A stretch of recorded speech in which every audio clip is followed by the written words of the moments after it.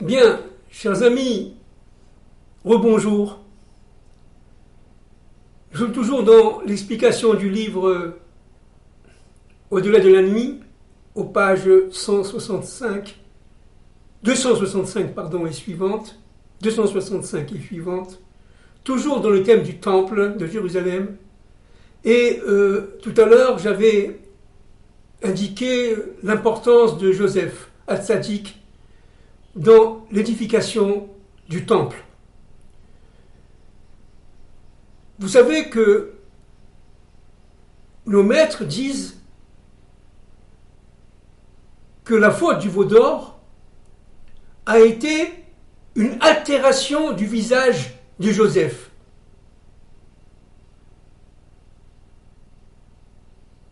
Nos maîtres disent que ceux qui ont participé au veau d'or voulaient produire un taureau, un shor en hébreu. Et vous savez que le taureau, c'est un animal puissant, un animal travailleur, qui permet tout simplement de participer à la production agricole.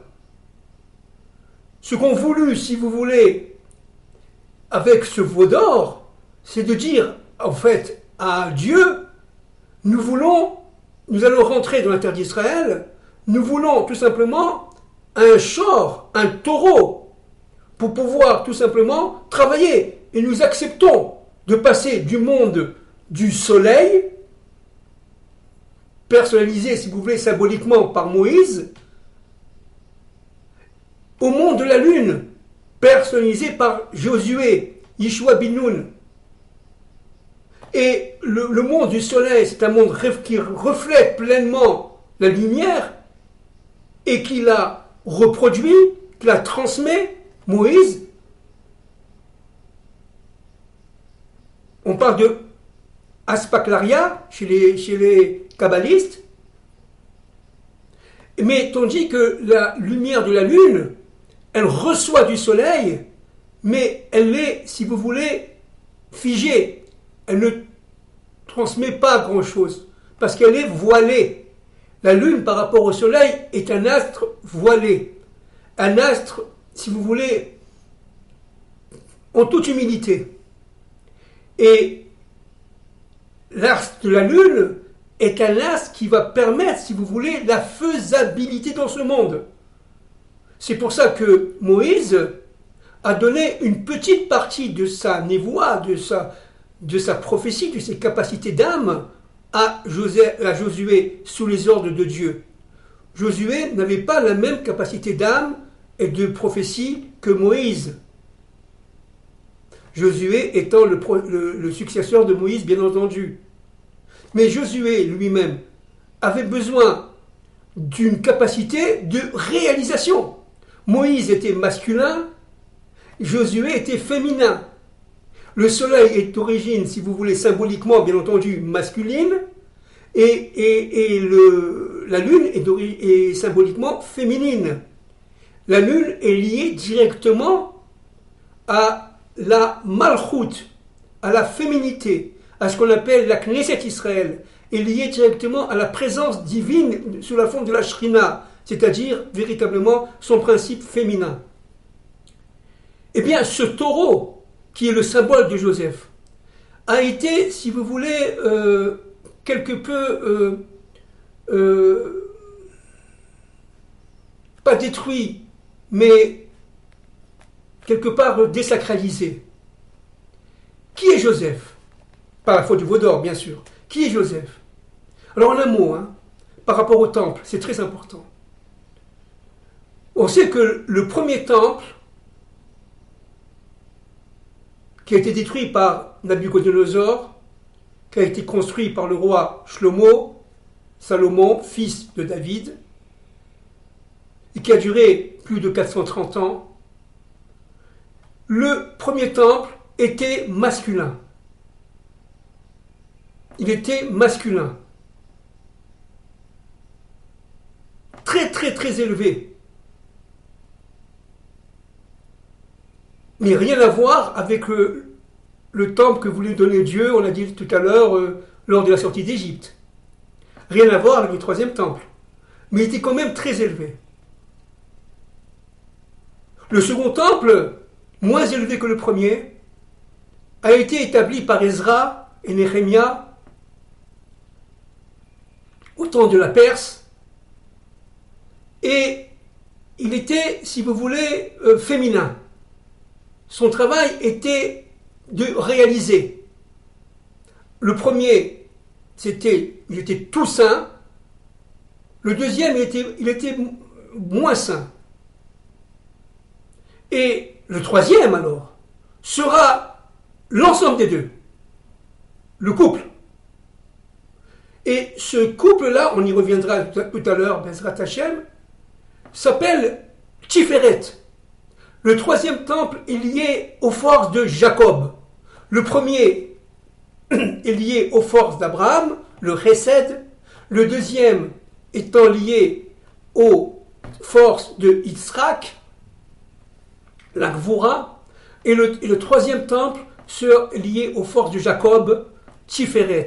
Qu'est-ce que c'est que Tiferet? On le sait, on l'a déjà dit de nombreuses fois, tous nos maîtres le disent, notamment le Maharal de Prague, dans son livre Tiferet Israël, c'est l'union des contraires, l'union des diversités. Tiferet, c'est le troisième temple. Or, on sait que Jacob porte en lui le Hémet. C'est-à-dire que le troisième temple porte en lui le Hémet, mal traduit par vérité. Maintenant, regardons un peu ce qui se passe. D'abord, dans le mot Hémet, suivez-moi bien, c'est très important. Nous avons le Aleph, le Mem et le Tav.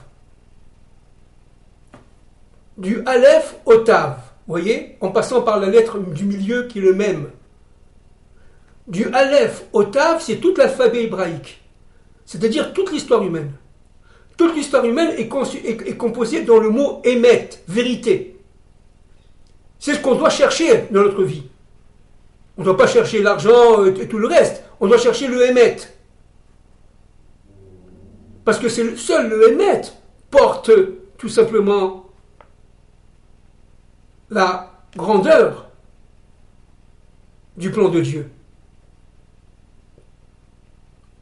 Le troisième temple est lié au Hémet. Or, regardons bien. Dans le mot Hémet, vous avez le Aleph, qui est l'unité, mais vous avez aussi le mot Met, la mort. C'est-à-dire que pour atteindre l'unité, il faut passer par la mort. C'est absolument incroyable. Alors, qu'est-ce que c'est que la mort? Alors, je vais essayer d'expliquer cela d'une manière extrêmement simple, le plus simple possible, en quelques secondes. La mort, c'est lié tout simplement à la division. C'est lié à la faute, mais attention, la faute a été, bien entendu, dans ce cadre-là, voulue par Dieu, la faute d'Adam Arishon. Elle est intégrée complètement dans le plan directeur divin. C'est-à-dire qu'en fin de compte, Adam et Ève ont été, pour Dieu, dans le plan divin, programmés à fauter. Et tout a été programmé. La faute fait partie de la volonté divine. C'est-à-dire que, véritablement, et c'est très important ce qu'on dit là, l'homme se croit libre, il est libre, il a le libre arbitre au niveau certainement des secondes tables de la loi, au niveau de l'arbre de la connaissance du bien et du mal, mais en fait, dans le plan caché de Dieu, dans ce fameux troisième temple où il y aura le Hémet, alors à partir de ce moment-là, on verra que en fait la faute a été elle aussi programmée. C'est-à-dire qu'en fin de compte, tout est pour le bien. Cherche dans ce que tu as fait de mal, et tu vas voir qu'il y a une leçon à retirer. Il y a un mot d'ordre de Dieu. Il y a un clin d'œil d'Hachem. Il y a, si vous voulez, un code à décodifier, à comprendre. Il y a un symbole à comprendre. Tout est pour le bien. La mort n'est pas une fatalité. Et ça, Joseph l'a vu. Quand on a enterré Jacob, Jacob est le seul avec son fils Joseph pour lesquels la Torah n'a pas écrit Met. On dit que Jacob a expiré. Mais on n'a pas dit que Jacob était mort. On dit que tous les autres, on dit qu'ils sont morts. Y compris Moshe. Jacob est éternel. L'Omet, il n'est pas mort. Et ça, Joseph, qui lui aussi n'est pas mort, l'a vu. Alors vous allez me dire, mais attendez, dans la Torah, Parashat Vayechi, on a embaumé Jacob, on l'a enterré en terre d'Israël, on en parle de cela. Oui, mais ça, c'est la vision des frères de Joseph. C'est vrai, mais c'est une question de vision. C'est une question de vision. Dans le Hémet, on peut, par exemple, traverser cette table sans aucun problème. Alors c'est une table, c'est du solide, c'est du bois, c'est du sapin, c'est du pain. Comment on peut transverser? Ben oui, 99%, pour ne pas dire plus, de la matière, c'est du vide, disent nos scientifiques. Et le vide, on peut le transverser, on peut le transpercer.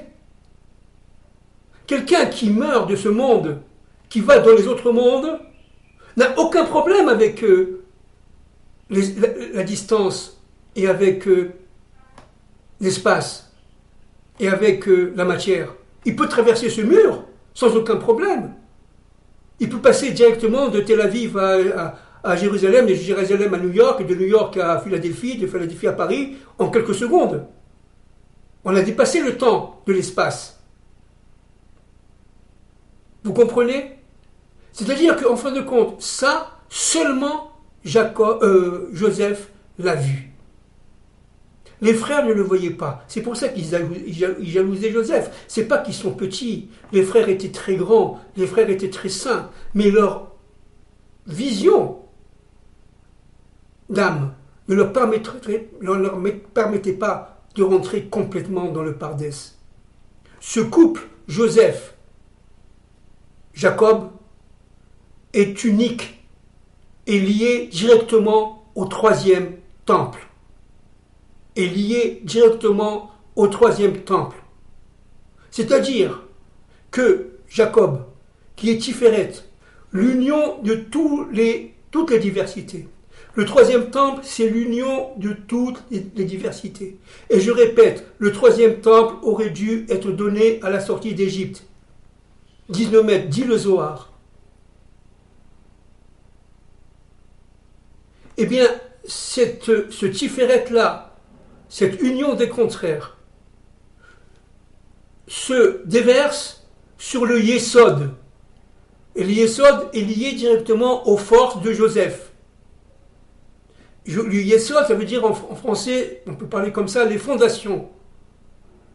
Et c'est l'ensemble des Tiferet et des fondations qui vont se tomber, qui vont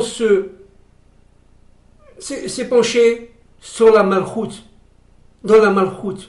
La Malchut, ça veut dire notre monde, la royauté divine de notre terre, repose sur deux phénomènes fondamentaux, la lumière et le Kéli, et l'instrument.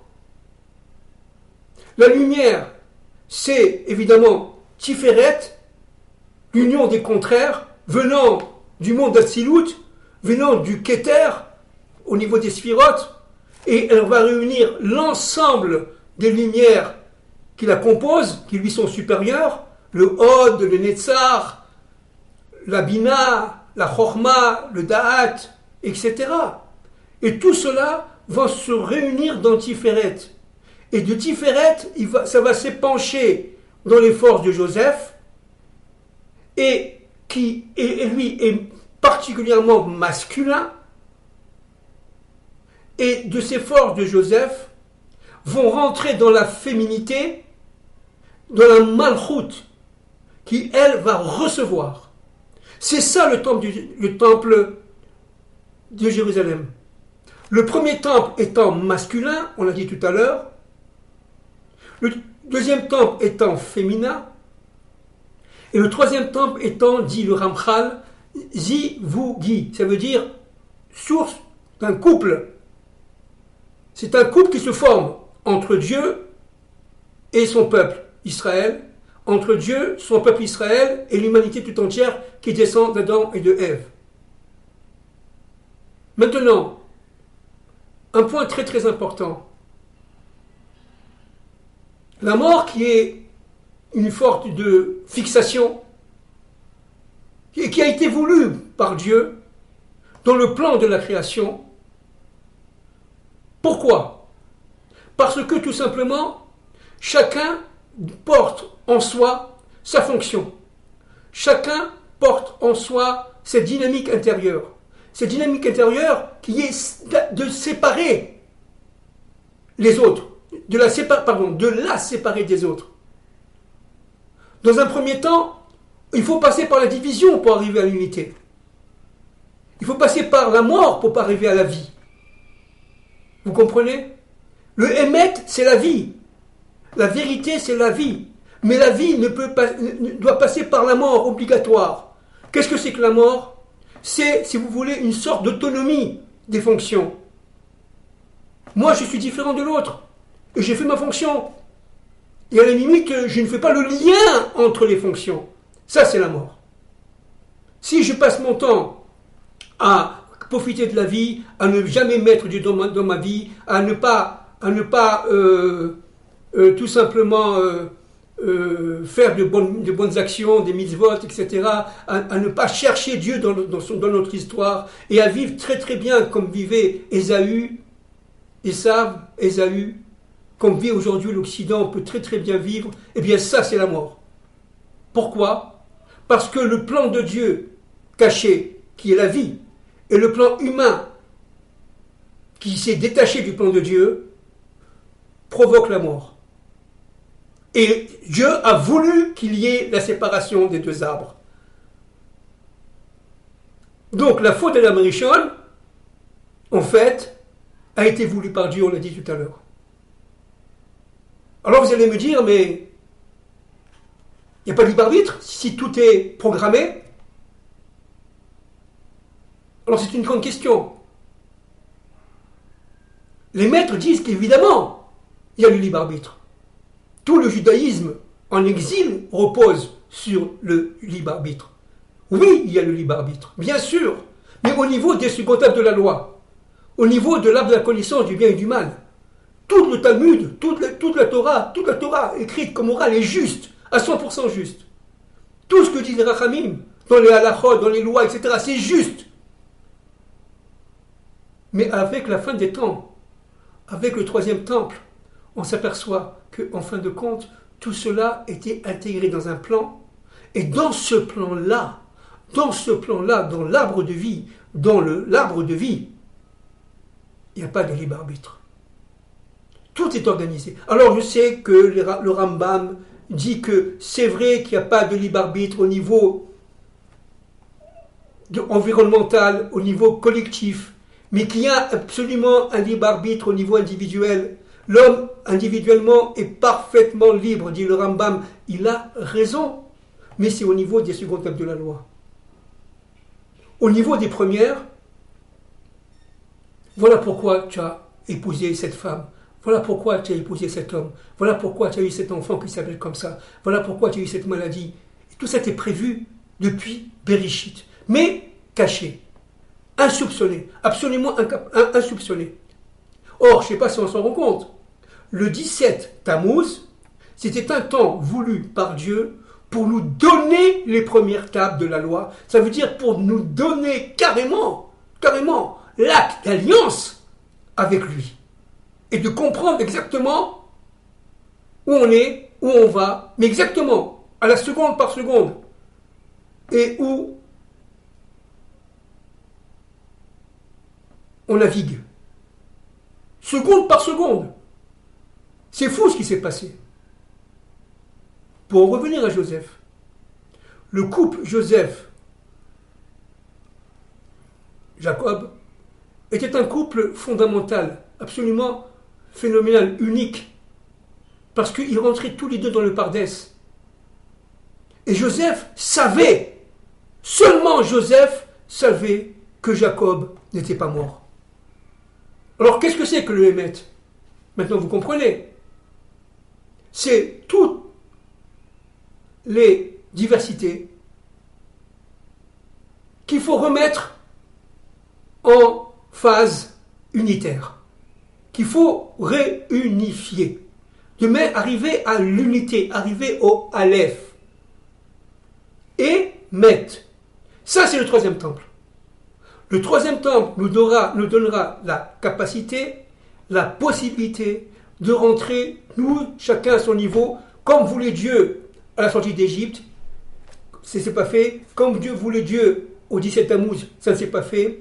Eh bien, ça se fera, Bezrat Hashem, à la fin des temps de l'histoire, avec le troisième temple. Alors, qu'est-ce que c'est que le troisième temple? Le troisième temple, c'est d'abord, avant tout, l'union des deux premiers. Le deuxième, sont intégrés au troisième. Le Zohar le dit. Le Zohar le dit. Ce qu'on va recevoir, c'est en fin de compte, avec le troisième temple, 4 temples intégrés l'un dans l'autre. 4 temples intégrés l'un dans l'autre. Ça, c'est écrit douche. C'est écrit dans le Zohar de manière très cachée, bien entendu. Le premier temple, masculin, rayonnant par la pensée du temps d'Abraham, symbolisé par les forces d'Abraham, temple de lumière. Deuxième temple, symbolisé par les forces d'Israël, extériorisation du premier temple. Le troisième temple, les deux sont intégrés dans lui, et lui va faire l'union de ce couple, Adam et Ève, des premières tables de la loi et des deuxièmes tables de la loi. Et il va recevoir, en fait, la lumière du quatrième temple. Alors il est où ce quatrième temple? Il est en haut. Il est en haut. Plus on construit le troisième temple dans ce monde, regardez l'action humaine comme elle est fondamentale, plus on construit notre action dans ce monde, et plus le temple d'en haut se construit. Le Zohar dit que Akadosh Baruch Hu ne rentrera pas dans le monde d'en haut, dans le temple d'en haut, lorsque le temple d'en bas ne sera pas pleinement reconstruit.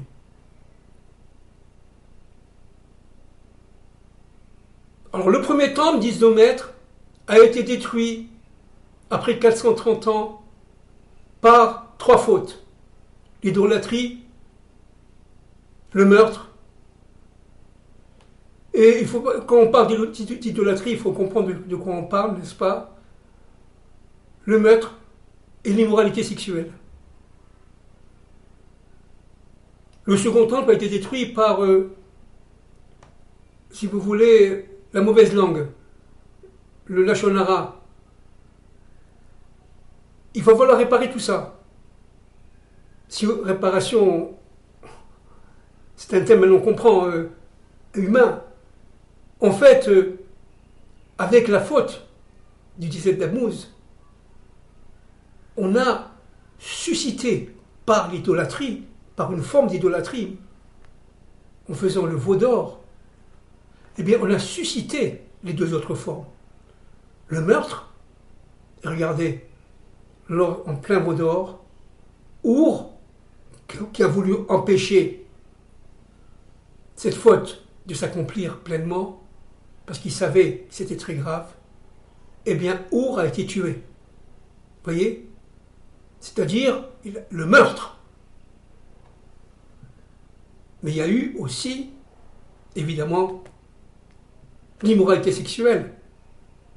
La Torah dit qu'ils se sont attablés, après avoir construit le veau d'or, et ils ont commencé à rigoler, à prendre du vin, etc. C'est-à-dire, en fin de compte, vous m'avez compris, l'immoralité sexuelle complète.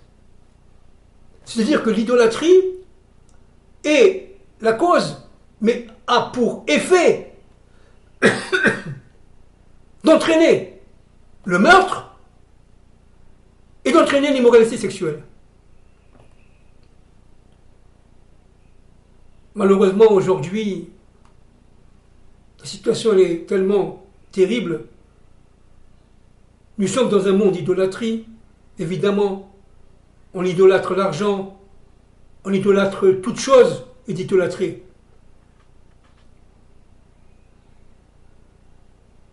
Les vacances, tout est idolâtré. Manger un bon repas, qu'est-ce que c'est que l'idolâtrie? C'est tout simplement vivre sans Dieu. Vivre sans Dieu. Si on exagère, on va jusqu'au bout, on exagère un peu l'analyse. C'est vivre sans Dieu. Et qu'est-ce que c'est que le troisième temple? C'est mais voilà pourquoi j'ai mangé ce repas. J'ai compris pourquoi je dois manger ce repas. Mais ce repas, il s'appelle comme ci, il s'appelle comme ça. Mais voilà pourquoi. Ce nom du repas correspond à un rêve que j'ai fait il y a 2 semaines. Oh, mais j'ai compris, Hachem, comme tu es grand. J'ai compris ce qui se passe. Donc maintenant, il va falloir pourquoi. Voilà pourquoi je suis rentré dans ce restaurant. Mais qui fait ça aujourd'hui? Qui a la capacité de faire ça aujourd'hui? Personne. Pourquoi? Parce que nous sommes en exil.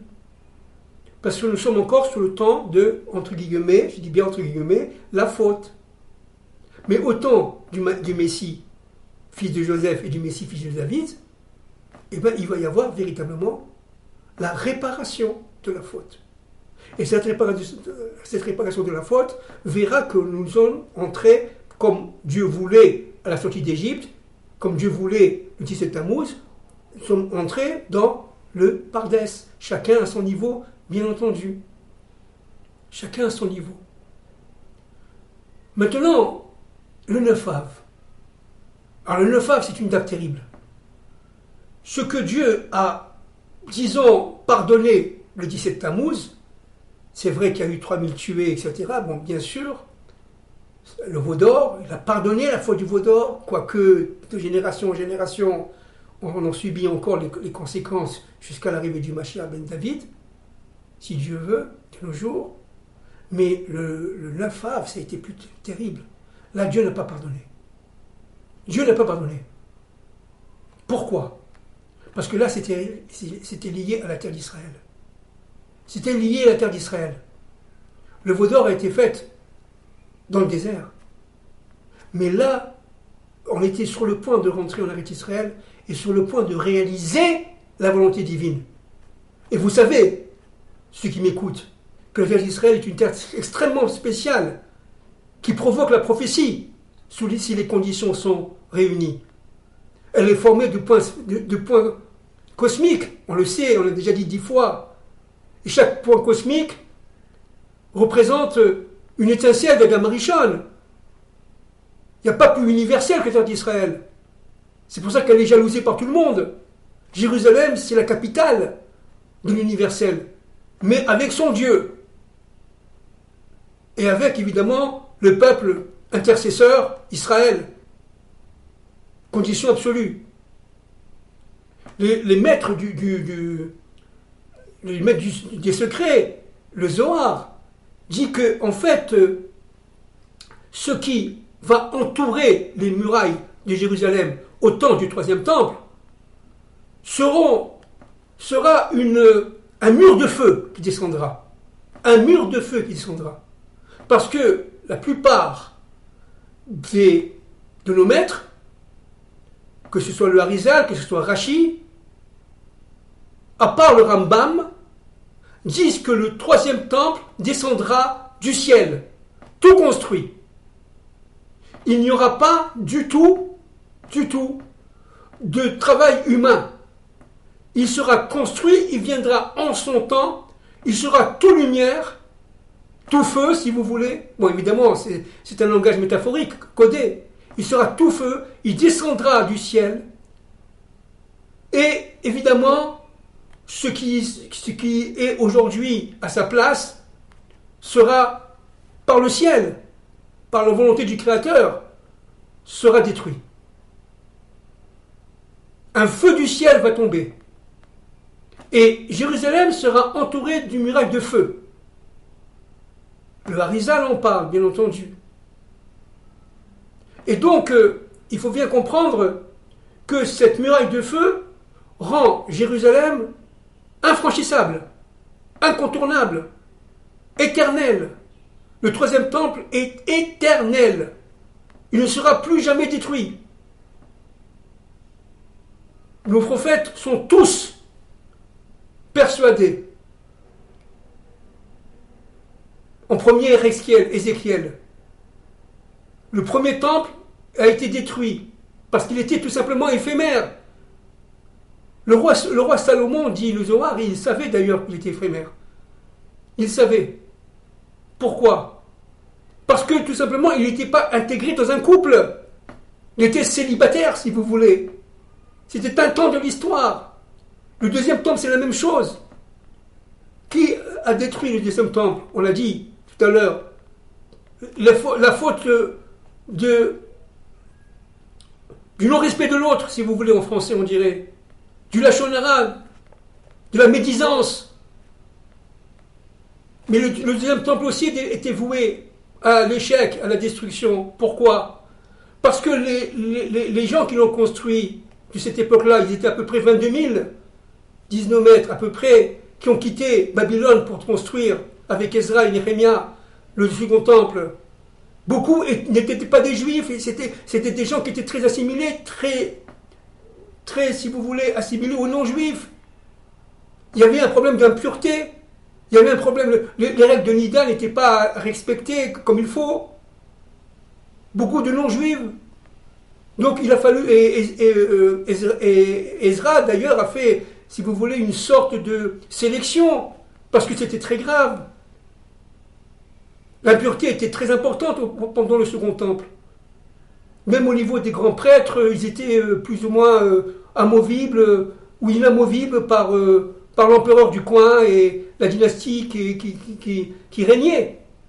Ils étaient nommés. Donc ça n'avait plus rien à voir avec la sainteté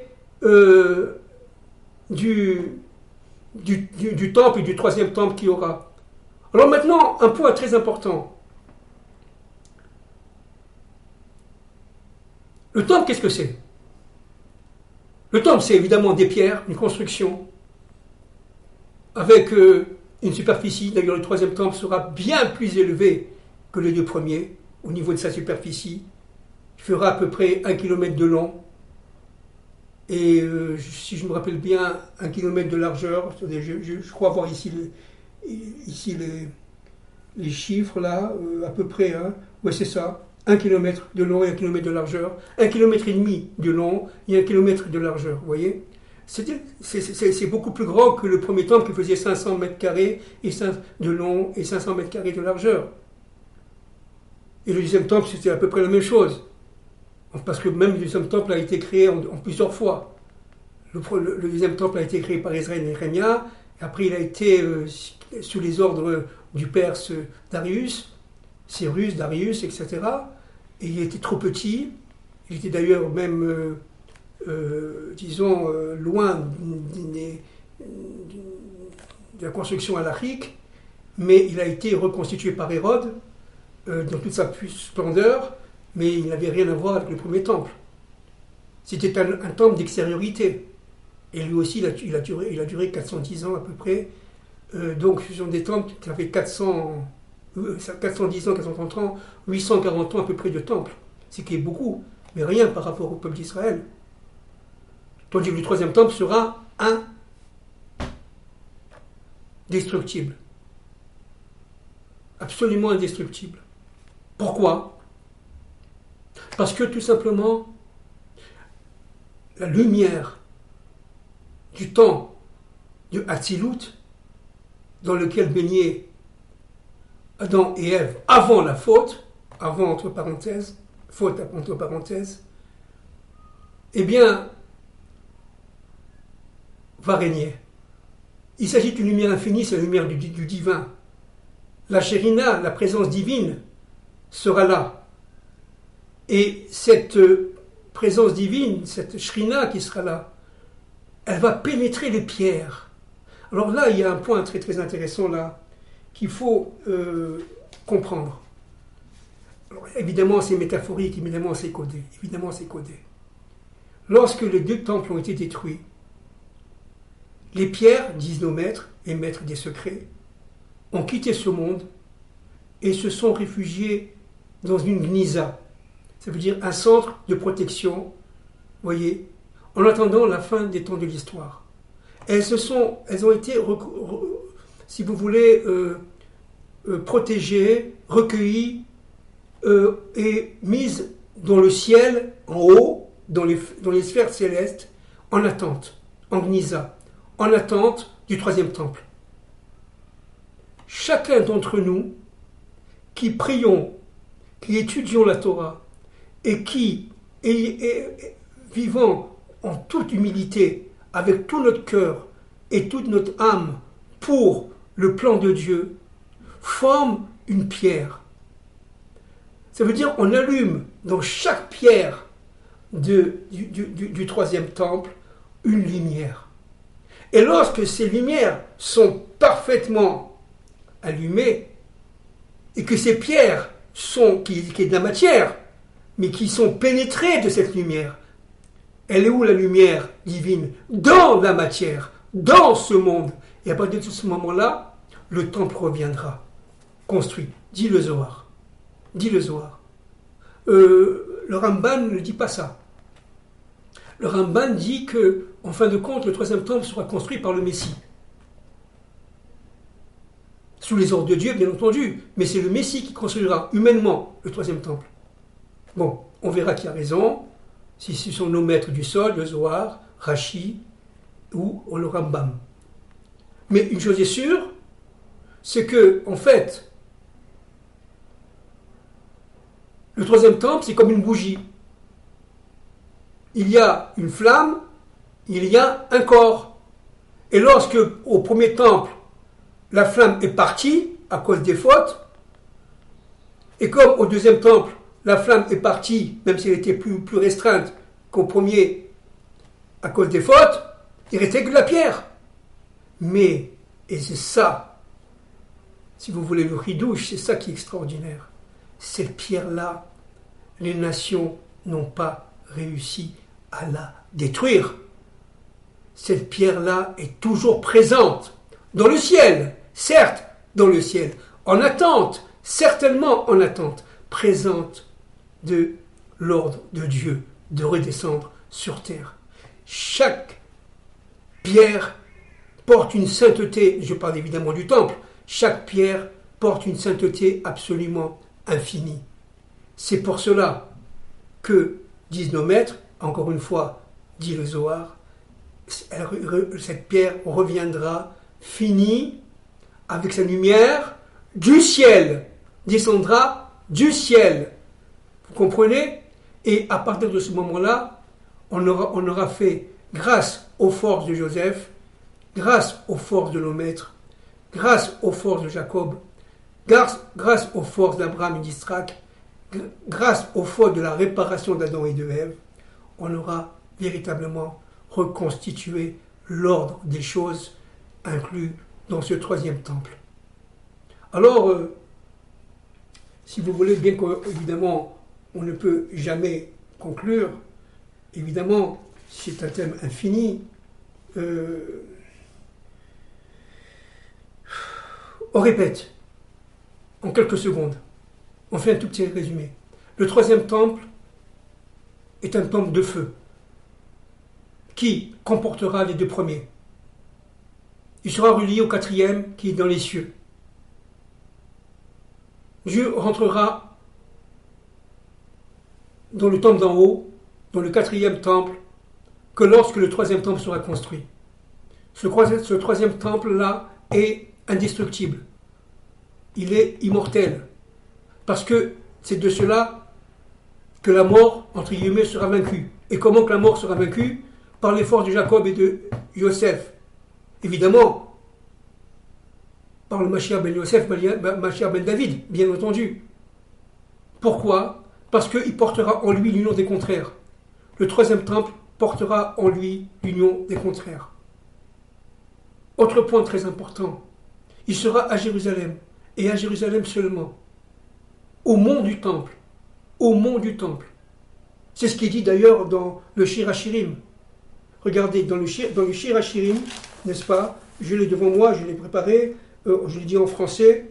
Alors, Shir HaShirim, c'est le shir qui a été entonné par Myriam et les femmes libérées sous l'ordre de Moïse lors de la sortie d'Égypte, le 7e jour, n'est-ce pas, de la sortie d'Égypte. 7e jour de Pessah, lorsque la mer s'est ouverte, lorsqu'il y a eu l'ouverture de la mer. Alors regardez, je le dis en français. Jusqu'à ce qu'il a passé ce peuple que tu as acquis. Que tu as acquis. D'accord? Que tu as acquis. Que tu les aies amenés, fixés sur ce mont. Vous voyez? Fixés sur ce mont. Là, c'est un clin d'œil au mont du Temple, à Jérusalem. Fixés sur ce mont. Le but de la sortie d'Égypte, c'était de rentrer à Jérusalem. Ce n'était pas de recevoir seulement la Torah au mont Sinaï. C'était de recevoir la Torah au mont Sinaï pour rentrer en Israël, que ce soit clair. Et pour ce mot, ton domaine, regardez, ton domaine, résidence que tu t'es réservé. Résidence, ça veut dire le 3e temple, le 1er, 2e, 3e temple, que tu t'es réservé. Sanctuaire, ô mon Dieu, préparé par tes mains. Vous voyez, ça ne peut pas être plus clair. Qui c'est qui a été préparé, le 3e temple? Par les mains de Dieu. Le 1er temple a été créé sous les ordres de Dieu, bien sûr, par les hommes. Le 2e temple aussi par les hommes. Mais le 3e temple est créé par Dieu et Dieu seul. Uniquement. Dieu étant le maître de l'histoire, il va se révéler dans sa maison qu'il a construit lui seul. Mais à condition que nous, ici, nous avons réuni l'ensemble des étincelles qui nous composent. Et cet ensemble d'étincelles qui nous composent nous permettra, en union, en étant un peuple un, uni avec l'humanité une, n'est-ce pas, de reconstituer la volonté de Dieu sous la majesté du Mashiach ben Yosef et sous la royauté du Mashiach ben David. Amen et de nos jours. Merci beaucoup.